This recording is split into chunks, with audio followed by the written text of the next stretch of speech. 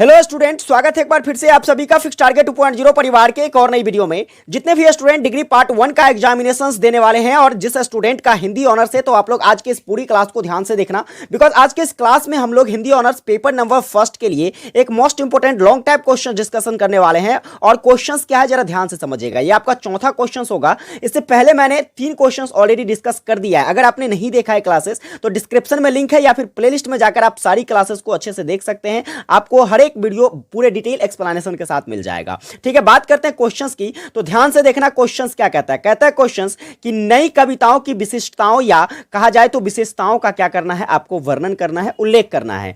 कैसे आपको इसका आंसर राइटिंग लिखना है, बिल्कुल ही एक टॉपर के अंदाज में मैं आपको आज के इस क्लास में आंसर राइटिंग लिखना सिखाऊंगा। तो पूरी क्लास को ध्यान से देखिएगा। क्लासेस अगर आपको हेल्पफुल लगती है तो चैनल पर नए हैं सब्सक्राइब कर लेना, वीडियो को एक प्यारा सा लाइक करके अपने सभी दोस्तों को भी जरूर शेयर कर दीजिएगा। ठीक है, बात करते हैं। देखिए यहां पर क्वेश्चंस का की पॉइंट क्या है, तो क्वेश्चंस का जो की पॉइंट है वह है नई कविता। ठीक है, अब नई कविता के बारे में हम लोग कुछ बेसिक परिचय कर लेते हैं सबसे पहले। तो देखिए नई कविता जो थी जिसका प्रारंभिक समय कब से कब तक माना जाता है, तो 1951 से जो है नई कविता का प्रारंभिक समय माना जाता है। लेकिन कई विद्वानों का मत यह है कि यह जो तिथि है यह मान्य नहीं है। लेकिन फिर भी कहा जाए तो नई कविता का जो काल है वह 1950 से लेकर 1951 के समकक्ष ही माना जाता है।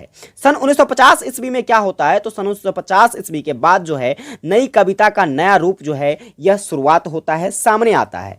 प्रयोगवादी कविता ही विकसित होकर एक नई कविता कहलाई थी। ठीक है, पूर्व में जो प्रयोगवादी कविताएं थी वही विकसित होकर उसका ही जब डेवलपमेंट हुआ, विकास हुआ, तो वही जाकर बाद में नई कविता का स्वरूप ले लिया। ठीक है, यह कविताएं जो थी, ठीक है, यह कविताएं किसी भी प्रकार के वाद्य के बंधन में बंधकर वाद्य मुक्त होकर रची गई थी। नई कविता का जो विषय वस्तु है उस पर आधारित चमत्कार एक क्या है, तो भोगा हुआ यथार्थ जीवन है।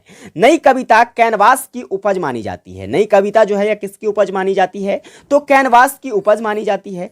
इनकी प्रविष्टि स्वतंत्रता के बाद समाप्त हो गई थी। बात करें नई कविता की तो नवीन भावबोध, नई कीमत, शिल्प विधान आदि नए मॉडलों की जो है यह प्रमुख विशेषताएं, यानी कि कहा जाए तो यह नई कविताओं की प्रमुख विशेषताओं के रूप में उभरकर सामने आया।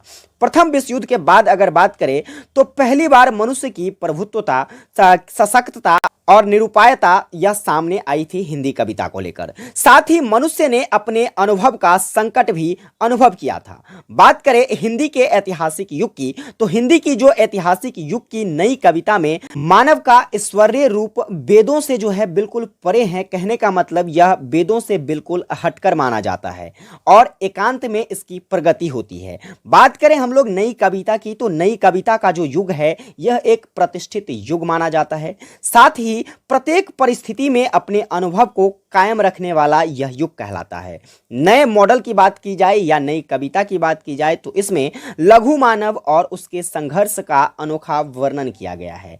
अब हम लोग बात करेंगे कि नई कविता की जो विशेषताएं हैं वह क्या है, तो सिंपली हम लोग देखिए यहां पर सबसे पहली विशेषताएं जानते हैं, तो वह है लघु मानववाद की प्रधानता। देखिए इस कविता के अंतर्गत जो भी नई कविताएं थी इसमें मानव जाति को विशेष महत्व दिया गया और साथ में उसे अर्थपूर्ण दृष्टि भी प्रदान की गई, यानी कि मानव का क्या कर्तव्य है, मानव का क्या अर्थ है, उन सभी को इसमें वर्णित करके बताया गया। आगे बात करेंगे क्षणवाद की प्रधानता, तो क्षणवाद की प्रधानता के अंतर्गत बताया गया कि नई कविता में मनुष्य के जीवन का प्रत्येक क्षण जो है यह महत्वपूर्ण है। कहने का मतलब है कि टाइम जो है, समय जो है, यह मनुष्य के जीवन में काफी मूल्यवान माना जाता है और इस चीज का वर्णन जो है नई कविताओं के आधार पर वर्णित किया गया। साथ ही इंसान की एक एक भावना को जो है इस कविता के माध्यम से जोड़कर प्रस्तुत करने का प्रयास किया गया।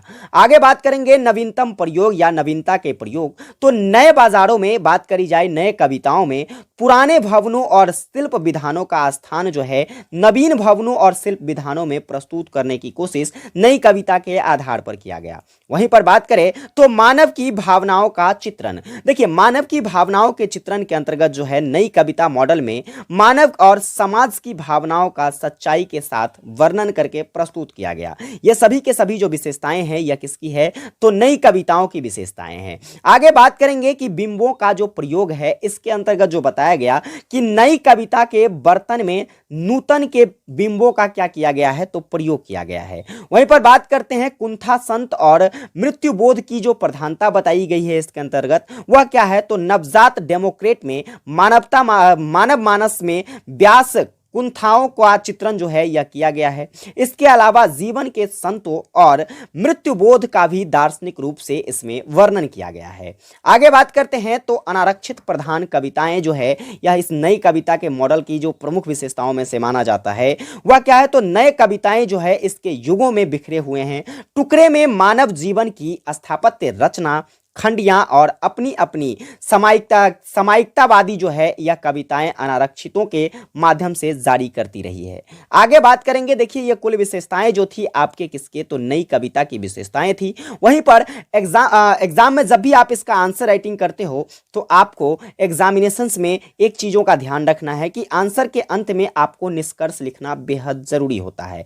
तो निष्कर्ष के अंतर्गत हम लोग लिखेंगे कि अतः उपयुक्त कथनों के आधार पर कहा जा सकता है कि नई कविता में मासूमों की प्रधानता रही है। नए शिल्प अपनाना और पारंपरिक शिल्प को तोड़ना यह बहुत ही कठिन काम था। इसलिए नई कविता युग में छोटी छोटी कारों की प्रचुरता रही है।